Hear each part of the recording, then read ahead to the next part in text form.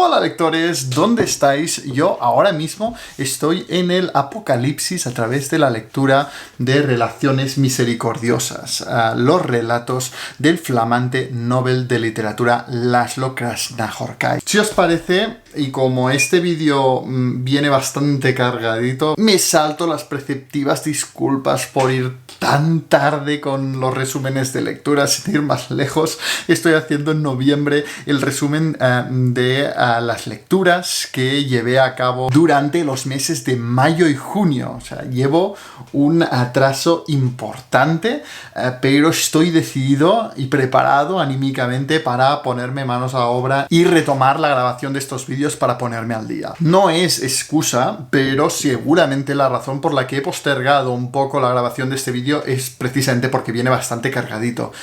Durante los meses de mayo y junio pude leer bastante y además leí libros complejos, leí libros que me encantaron y pues que no me va a costar despachar así en un momento. Ya sabéis que yo soy más dado a reseñas que a los resúmenes de lecturas, porque cuando hablo de libros, y especialmente de libros que me han encantado, me cuesta ser conciso, me alargo bastante, pero se va a intentar. Aunque yo no planifico para nada lo que leo, si echo un vistazo a las que fueron mis lecturas durante estos 2 meses, veo que leí bastante del realismo y el naturalismo, y además leí obras que a mucho tiempo teniendo pendientes de estos 2 movimientos literarios. También leí algunas obras fundamentales del boom latinoamericano y por último hasta 3 de las lecturas de las que os quiero hablar en este vídeo las elegí debido a un viaje. Los que hace tiempo que me seguís por aquí sabéis que yo cuando viajo a un destino me encanta leer algo ambientado allí, y la verdad es que mis meses de mayo y junio fueron bastante moviditos. Viajé a París, viajé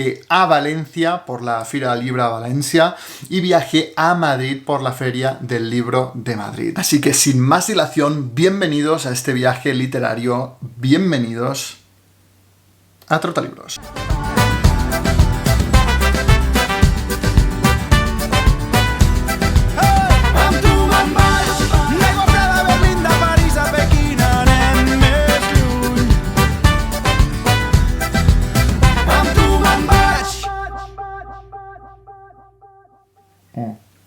Como viene siendo habitual en mis resúmenes de lecturas, y para que no se os olvide, que puede ser que se os llegue a olvidar que existe Trotalibros Editorial, la editorial de este canal, desde donde recupero clásicos injustamente olvidados de la literatura. Antes de empezar a hablar de mis lecturas, muy brevemente, me gustaría hablaros de los libros que publiqué a lo largo de estos 2 meses. En primer lugar, publicado en el año 1959, tenemos Galán, de Alston Anderson, un libro que en lo personal, yo, como lector, es uno de mis favoritos de los que hemos publicado este año. Todo un clásico afroamericano injustamente olvidado, seguramente debido a la misteriosa vida y específicamente desaparición de su autor. Alston Anderson solo escribió este libro de relatos que fue un exitazo y una novela que fue un fracaso. Y aunque es cierto que es un libro de relatos,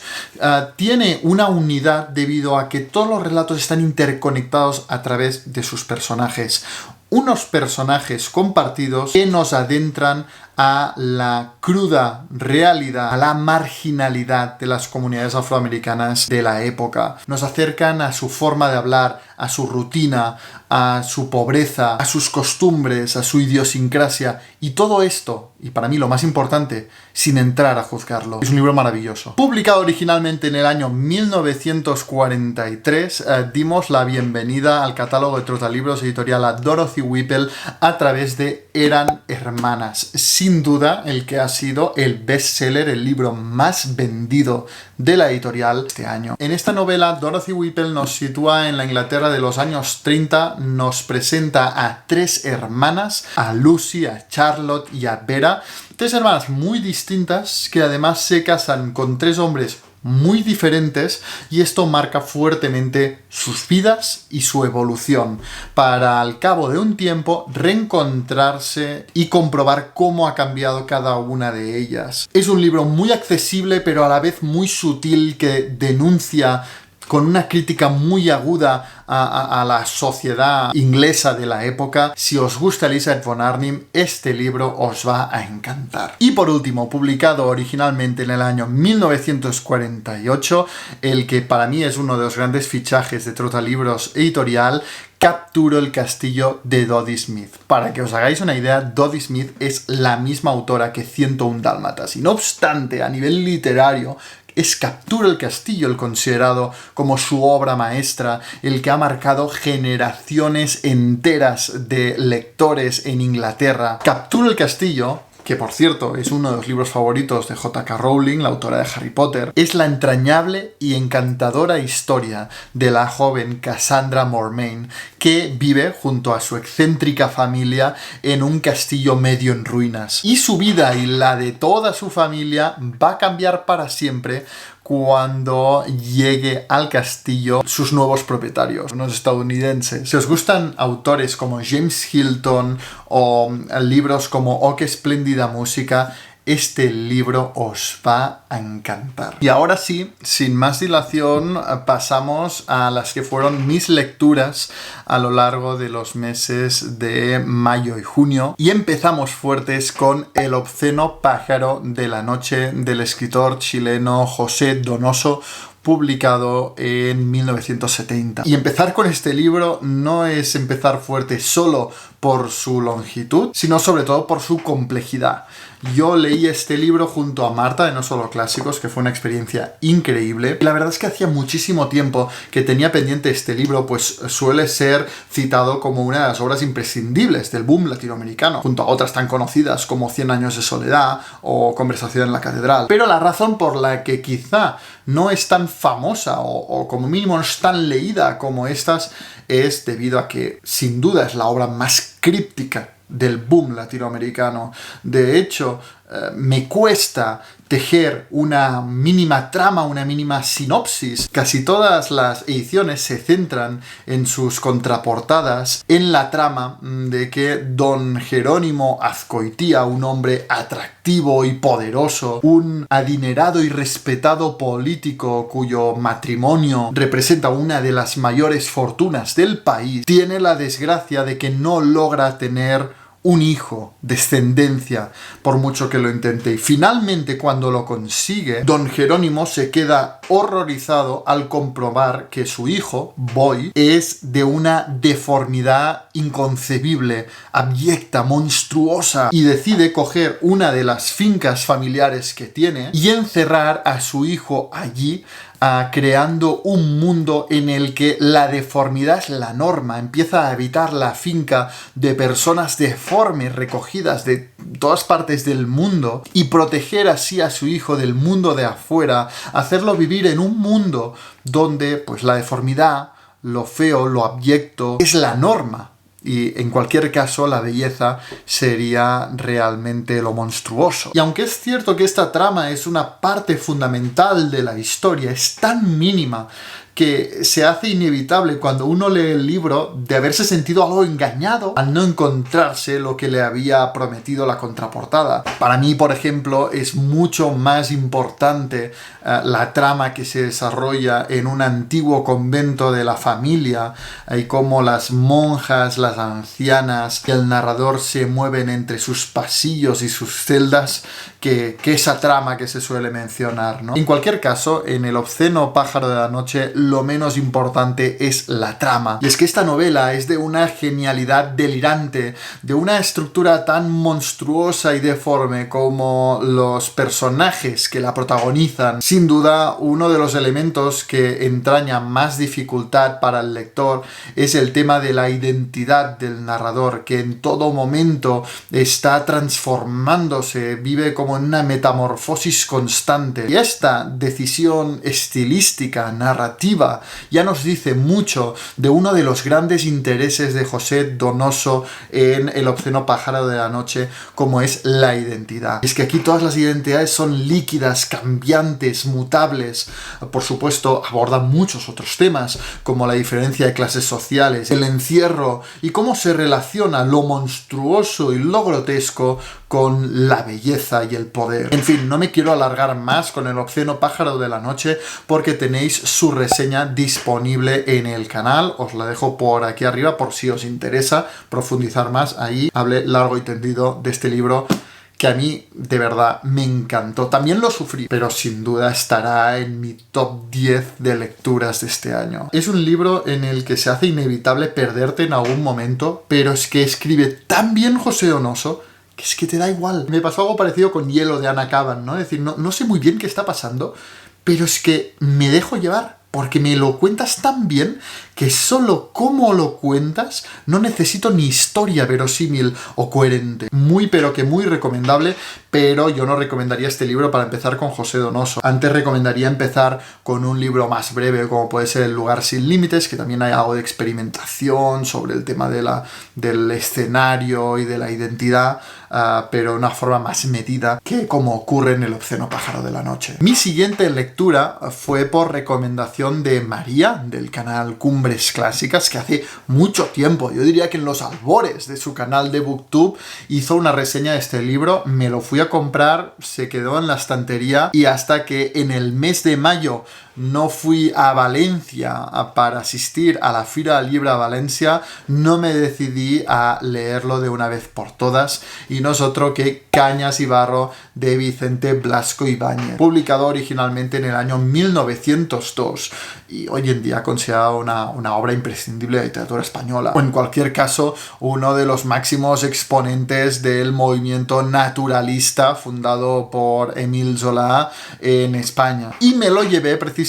porque se ambienta en la Albufera, una laguna de agua salada separada del mar por un cordón de arena que se halla muy cerca de la capital valenciana. De hecho, tanto me gustó esta lectura que estuve a punto un día de escaparme, coger el coche e ir a visitar la Albufera y el pueblo del Palmar para ver y ser testigo del escenario, ¿no?, que dibuja tan bien Blasco Ibáñez en esta novela, aunque mucho debe haber cambiado desde principios del siglo XX, que es cuando se ambienta esta novela, hasta hoy. La columna vertebral de Cañas y Barro es la familia Paloma. 3 generaciones de hombres, porque en esta familia las mujeres no duran, empezando por el abuelo, un hombre que tiene una fuerte conexión con la laguna, con la Albufera, con su paisaje, que se ha dedicado toda la vida a la pesca y que considera una traición, una deserción,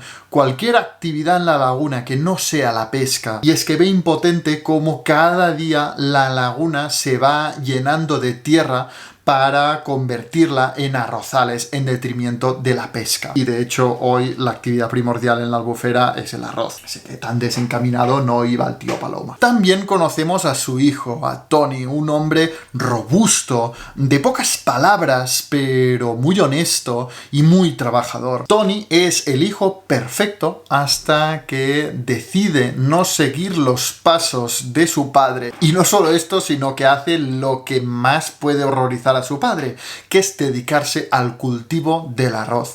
Así, pese a todas las críticas y a todos los desprecios de su padre, y a venir desde lo más bajo a base de trabajo duro, casi yo lo visualizaba como un toro, se despierta y lo único que hace es trabajar, consigue hacerse con ciertas parcelas dentro de la laguna que se va a dedicar a trabajar.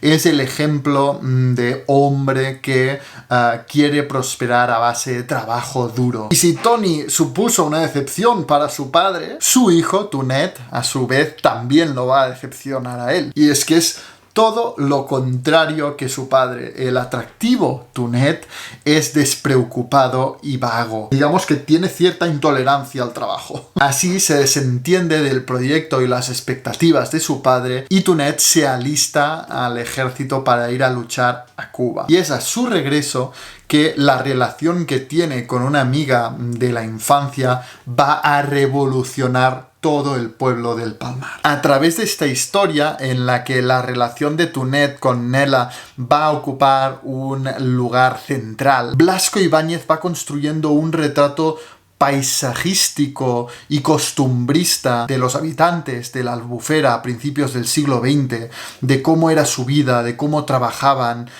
de las fiebres que padecían, y lo hace de una forma absolutamente redonda.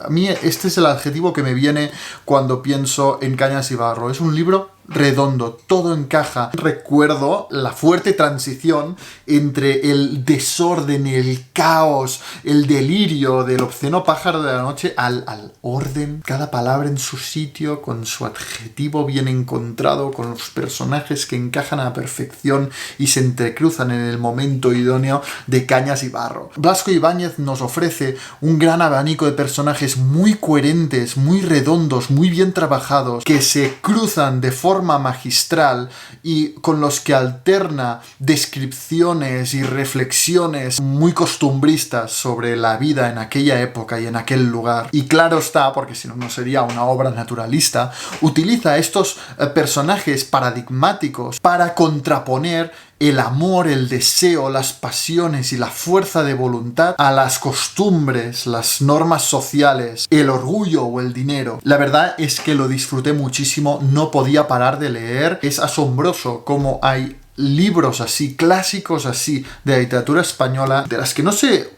escucha hablar mucho. Yo la verdad es que, aunque conocía la figura de Blasco Ibáñez, me enteré de Cañas y Barro gracias a la reseña de Cumbres Clásicas. También ahí por el desenlace pasa una cosa que a mí me emocionó mucho, o sea, me chocó tanto que tuve que dejar de leer, y es que desde que soy padre hay temas, sobre todo con los niños, con los bebés, que me afectan muchísimo. Seguramente debido a esa escena tan brutal y tan cruda, tan naturalista propiamente del desenlace de Cañas y Barro, convierte este libro como uno de los que me ha afectado más de todo lo que he leído a lo largo del año.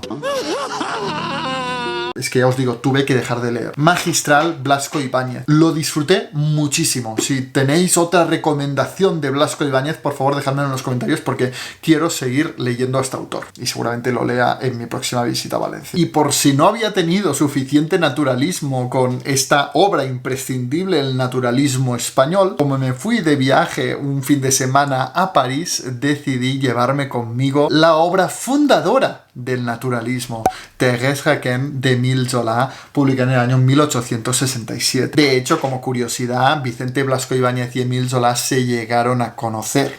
Blasco Ibáñez era un fan de Émile Zola y después de mucho intentarlo, pues consiguió irlo a ver en París y conocerlo. Y la verdad es que algo bonito de leer un libro ambientado en París mientras estás en París es que prácticamente los nombres de las calles del centro no ha cambiado ni uno. O sea, tú puedes ir siguiendo los pasos de sus personajes, especialmente en obras como son las de Émile Zola, que mencionan cada calle, cada plaza, todo de una forma milimétrica. Puedes seguirlo. Yo pude estar en los escenarios de Thérèse Raquin mientras lo leía. Por ejemplo, pude estar en la calle donde estaba el pasadizo del Pont Neuf, donde se sitúa la mercería, donde tiene lugar toda la historia de Thérèse Raquin. Para mí esta fue una lectura que fue de menos a más. Lo empecé a leer y no me enganchó para nada. No conectaba con sus personajes, me aburría la trama y la forma de narrar, me parecía como muy previsible, como ya muy superado. Y luego la historia empezó a coger un derrotero que yo no me esperaba y me fue ganando más y más y más, hasta dejarme completamente fascinado. La protagonista de esta novela es la que le da título. La joven Thérèse se casa, siendo muy joven, con su débil y enfermizo primo, con quien ha crecido sin pensárselo demasiado, porque considera que es lo que toca, que es lo que esperan de ella, y acostumbrada a tener un papel absolutamente pasivo en la vida, pues acepta y se casa con él. Y lleva una vida completamente monótona en la mercería de su tía y suegra, hasta el día en que su marido lleva a casa a un amigo llamado Laurent, por quien empieza a sentir una atracción, una pasión como nunca antes había sentido. Y esta pasión es correspondida por Logan y empiezan a tener una affair, una relación clandestina, prohibida, que a medida que avanza ambos se van dando cuenta de que la única forma de estar juntos y de vivir su pasión de una forma abierta y sin esconderse es matando al marido de Thérèse. Y con esto, de verdad, no estoy haciendo spoiler de ningún tipo, y es que, a diferencia de lo que yo creía en un principio, este asesinato no es el desenlace de la historia, sino su punto de partida. Y a mí esto es lo que me cambió, porque a mí las historias de asesinatos como tales no me llaman demasiado la atención. A mí lo que más me gusta de esta novela es lo que viene a partir de este asesinato, y es que Émile Zola desarrolla una especie de Crimen y Castigo, novela, por cierto, que se publicó un año después que Thérèse Raquin. La acción, la trama, la historia en Thérèse Raquin es mínima.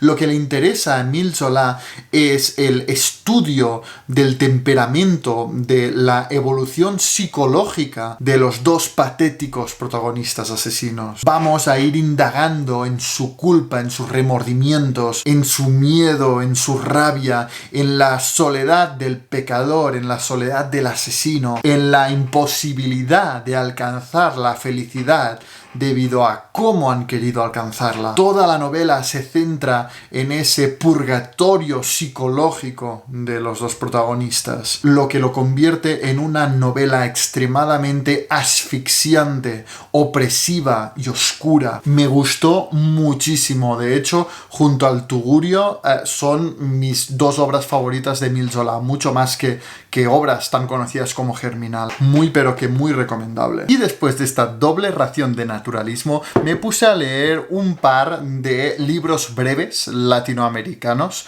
empezando por La invención de Morel, del escritor argentino Adolfo Bioy Casares, marino de Silvina Ocampo y mejor amigo de Jorge Luis Borges. Esta obra, publicada en el año 1940, no solo fue la obra maestra de Bioy Casares, sino también una obra fundamental de la literatura fantástica latinoamericana. La trama es, al menos aparentemente, sencilla. Estamos ante el diario del fugitivo, un venezolano que huye a una remota y aislada isla desierta en la que solo hay 3 edificios. Allí vive en soledad hasta que de repente, un día, ve que han llegado un grupo de personas a la isla. Él, temeroso de que lo descubran y lo entreguen a Venezuela, al principio se esconde de ellos, pero los vigila, los espía, y es así como va observando entre todos estos visitantes de la isla a una mujer de quien se empieza a enamorar a la distancia. Y digo que esta historia es solo en apariencia sencilla, porque a medida que va avanzando, y mira que tiene pocas páginas, se va volviendo más y más extraña. Cada vez nos fiamos menos del narrador, del autor del diario, del fugitivo. Vamos notando en él algunos rasgos paranoicos que hace que no acabemos de creernos todo lo que nos cuenta. Y por otro lado, empieza a haber ocasiones en los que los visitantes tendrían que haber descubierto al fugitivo y parecen completamente indiferentes a él, como si no existiera. Y te empiezas a hacer preguntas. ¿Son los visitantes fantasmas del pasado? ¿O es el propio fugitivo el que está muerto? ¿Qué está ocurriendo exactamente? Y es así como esta breve novela pasa de una historia de fantasía a convertirse en una historia de ciencia ficción que explora el concepto de la inmortalidad y cuyo desenlace nos lleva a entender la historia entera.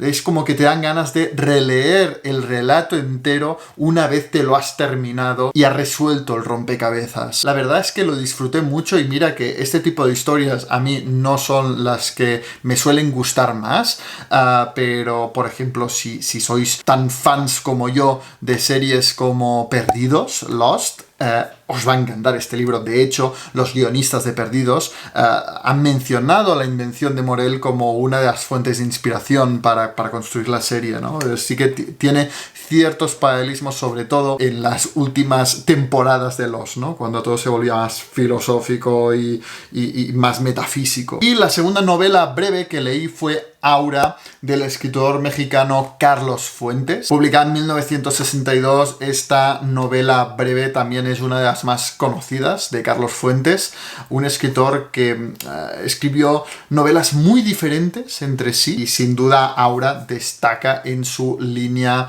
de historia de terror psicológico y fantástico. El protagonista es Felipe Montero, un joven historiador que un día, leyendo el diario, encuentra un anuncio de trabajo con un muy buen sueldo consistente en escribir las memorias, la biografía de un general. Es así como se dirige a la casa que va a ser ya no solo el escenario, sino yo diría la protagonista de este relato. Y es que una vez pone un pie en esa casa donde se le ofrece el trabajo, entramos en un mundo onírico, casi diría pesadillesco, ambiguo, oscuro, opresivo e inquietante. Allí conoce a la viuda del general, una anciana que desde el principio le pone como condición para el trabajo el que se instale en la casa para estudiar todos los papeles y los escritos de su difunto marido. Pero desde que ha entrado en el mundo, en el universo que es esa misteriosa casa, es como que el tiempo se ralentiza hasta suspenderse, entra en un mundo completamente diferente, donde todo es cambiante. Y es ahí también donde conoce y se enamora de la joven sobrina de la anciana que da título al relato, Aura. Esta historia, que leí, por cierto, en esta edición de Libros del Zorro Rojo, ilustrada por Alejandra Acosta, cuyos collages me parecieron preciosos, no me ha gustado tanto, o sea, no me ha parecido una experiencia lectora increíble, pero sí que es cierto que me ha gustado mucho, uno, por ciertas decisiones estilísticas sumamente originales, como es el que todo el relato se desarrolla en segunda persona del singular, todo es desde el tú, cosa que contribuye a lo inquietante del relato, ¿no? Porque te está señalando a ti como lector y te está interpelando a ti en todo momento. Y es así como casi te sientes atrapado tú mismo en esa casa. Y también porque me parece impresionante como un relato, porque es que es un relato, es sumamente breve en esta edición, con ilustraciones, no llega a las 70 páginas. Carlos Fuentes consigue no solo escribir un relato muy solvente de terror y de amor, sino que también crea todo un imaginario muy sensorial que indaga y explora conceptos sumamente complejos como pueden ser la inmortalidad y la relación entre el pasado y el presente. Pero para mi gusto subjetivo y personal, que no me impide en ningún caso reconocer la indudable calidad y el valor literario de este libro, es tan ambiguo y tan indefinido todo que acabé el relato con un gusto agridulce. No me puedo sentar aquí y deciros que a mi Aura me ha volado la cabeza, porque os mentiría. Pero no cabe duda de que es una lectura perfecta para Halloween y creo que me apetece bastante hacer un vídeo hablando solo de Aura, porque además me remitió a muchísimos otros libros y me pareció un ejercicio literario muy interesante. Aunque no me haya llegado al corazón, es como un libro que he admirado más por la estructura que traba, las decisiones estilísticas, las referencias y paralelismos con otras obras, que porque me haya llegado. En ningún momento este libro me emocionó o me envolvió. Para la siguiente lectura voy a hacer una excepción a mi norma de no incluir en los resúmenes de lecturas los libros que leo para la editorial, ¿no? Libros que leo porque pues, son candidatos a que los publique, porque si bien ya sé que lo voy a poder publicar en español en un futuro en Trotalibros Editorial, ya se encuentra disponible en catalán y es Toni Sala. Y Toni Sala es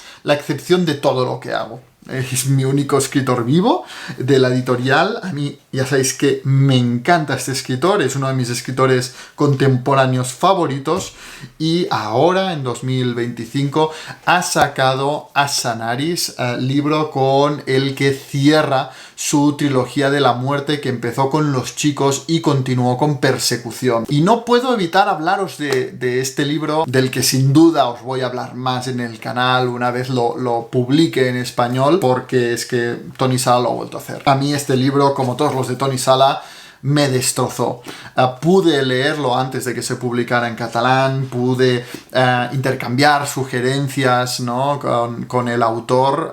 Fue muy emocionante para mí, y ahora ya es una realidad en catalán y lo va a ser en castellano. Si en Los chicos todo giraba alrededor de un accidente y en Persecución todo giraba alrededor de un asesinato, en Asanaris todo gira alrededor de un suicidio. El protagonista de Asanaris es un actor que se ha hecho muy famoso interpretando el papel protagonista de una serie de películas y series de televisión de terror conocido como Malicious. Y estas películas y estas series han tenido tanto éxito que el personaje de Malicious ya ha entrado en el imaginario colectivo, ¿no?, de toda Cataluña. Incluso tiene parques temáticos, anuncios, de todo. Y para prepararse los guiones, a este actor le va muy bien conducir de noche, hacer kilómetros, y es así, conduciendo por la Sardaña, que tiene un accidente que casi lo mata, cuando de repente un jabalí pues se le cruza por la carretera. A partir de ese hecho, Tony Sala sigue a tres personajes. En primer lugar, sigue a Badó, un joven guardia de seguridad obeso, solo, que es quien se encuentra a Malicious en la carretera, quien llama a urgencias y quien se encargará de cuidarlo a lo largo de toda su recuperación. En segundo lugar, también tenemos a Olga, la vecina de Badó, una enfermera también sola y obesa, que está obsesionada con querer ser madre. Y finalmente el propio Malicious, que tras este accidente se replantea toda su vida y se da cuenta de que no la está viviendo haciendo lo que quiere hacer. Es como que siempre ha tenido una vida pasiva, se ha dejado llevar por el éxito que tuvo Malicious, pero nunca se había preguntado antes si era feliz interpretando el papel de Malicious. A través de esos tres personajes, Tony Sala va tejiendo un retrato escalofriante y vertiginoso que, como hace con Los chicos y Persecución, se relacionan en todo momento con la historia reciente de Cataluña. Si en Los chicos nos presentaba la Cataluña de la crisis económica del 2008 y en Persecución la Cataluña del procés soberanista e independentista y de los atentados terroristas de Cambrils y Barcelona, en Asanaris conocemos la Cataluña post-procés. Una Cataluña en la que el vacío, la frustración y el desengaño se respiran en el ambiente. Seguramente las tres novelas que conforman la trilogía de la muerte,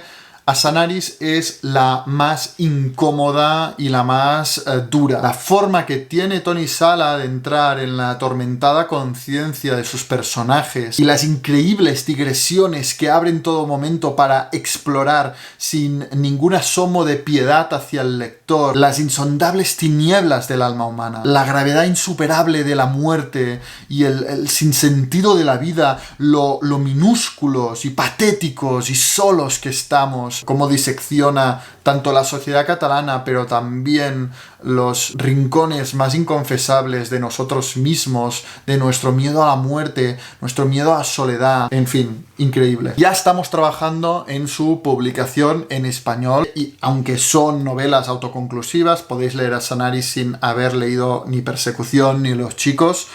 Si no lo habéis hecho todavía, de verdad que os recomiendo mucho leer Los chicos y Persecución para llegar a Asanaris, porque creo que leer la trilogía entera te da una imagen impresionante de la literatura de Tony Sala y sus intereses. Mi siguiente lectura, que en realidad fue relectura, fue Los pájaros de Tarjei Besós, publicada en el año 1957.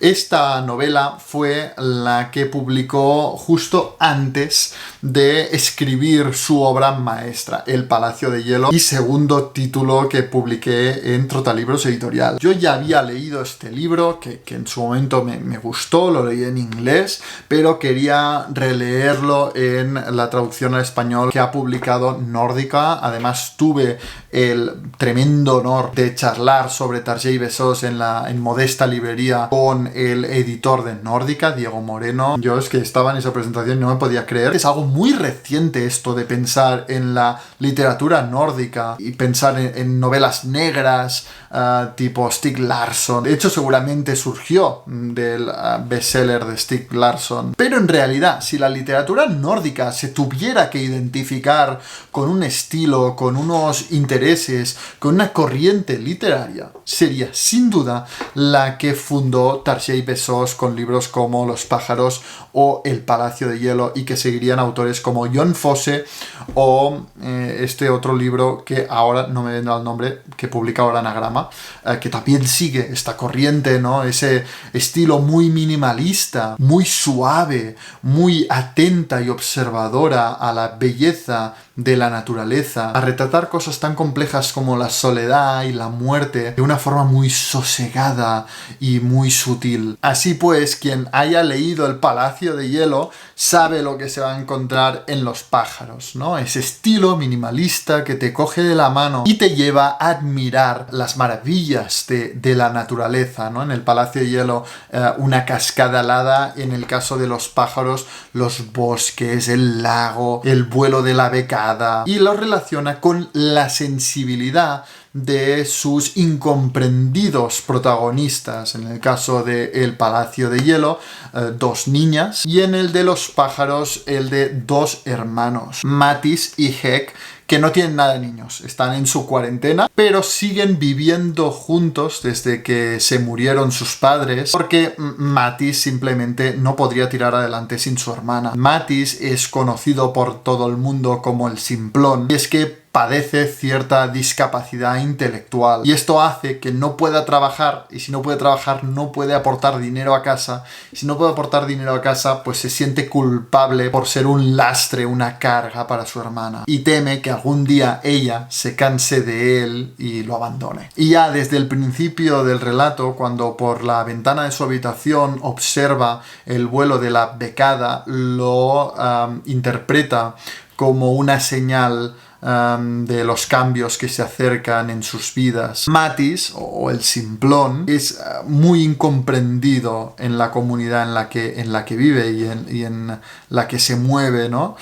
Todos lo consideran un tonto, un inútil, ¿no? Y lo tratan pues con indiferencia o incluso con condescendencia.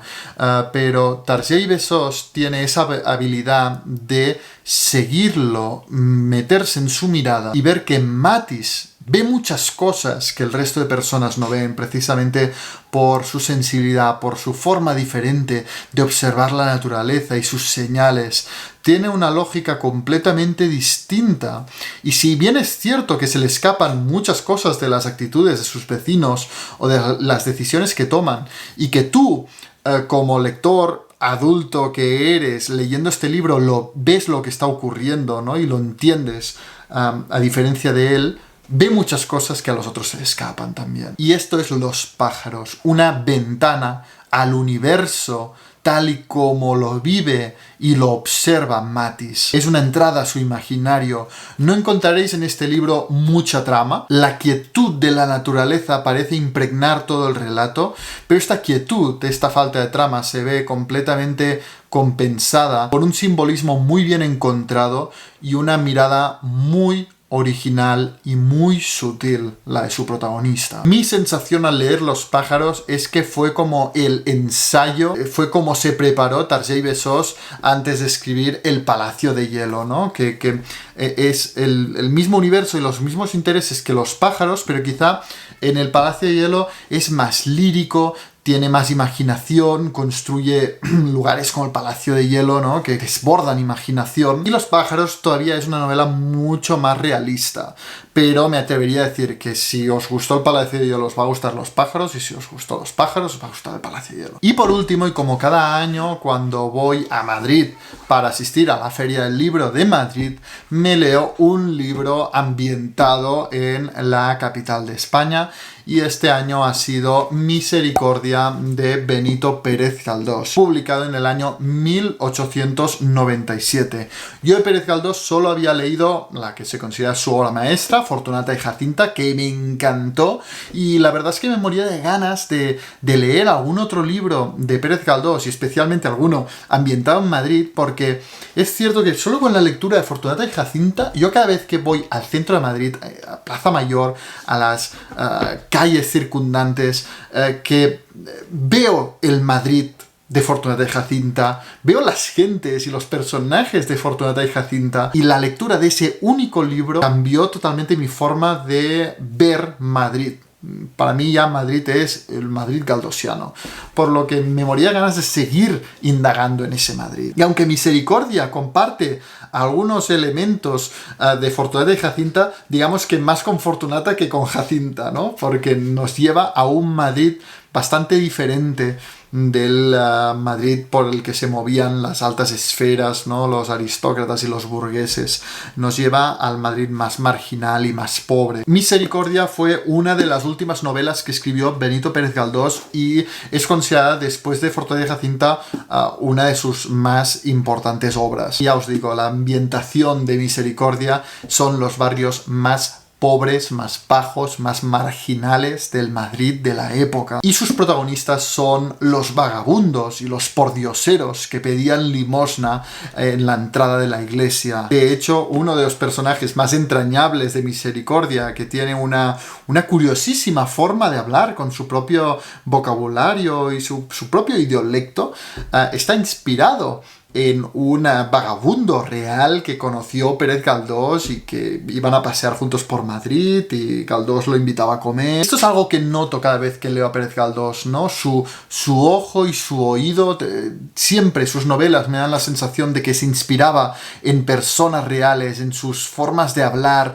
en lugares reales. Era muy observador Pérez Galdós. En ese sentido también me recuerda bastante a Galán de Alston Anderson, ¿no? Con esa misma intención de hacer un retrato social de lo que veía, de tener esa escucha activa, no solo a lo que decían sus parroquianos, ¿no? y las gentes que conocía por Madrid, sino a su forma de hablar, a su cotidianidad, a su día a día. La verdad es que el título de esta novela, Misericordia, está muy bien encontrado, porque a medida que avanza el relato, Benito Pérez Galdós se va acercando desde conceptos diferentes de la misericordia, ¿no? A través de sus personajes. Nos encontramos con la misericordia condescendiente de los burgueses, que les dejan un poco de limosna antes de entrar a misa a los vagabundos, pero no se preocupan por ellos ni contribuyen a que salgan de la pobreza, ¿no? Simplemente pues para lavar sus pecados e incluso como una cosa de estatus social y económico, pues les dejan limosna. También nos encontramos con una falsa misericordia de las instituciones, solo pendientes de evitar que la pobreza crezca tanto o llegue a tales extremos que el pueblo se rebele contra los poderosos. Están ahí más para controlarlos, ¿no? y retenerlos, que para socorrerlos, ayudarlos o sacarlos de la pobreza.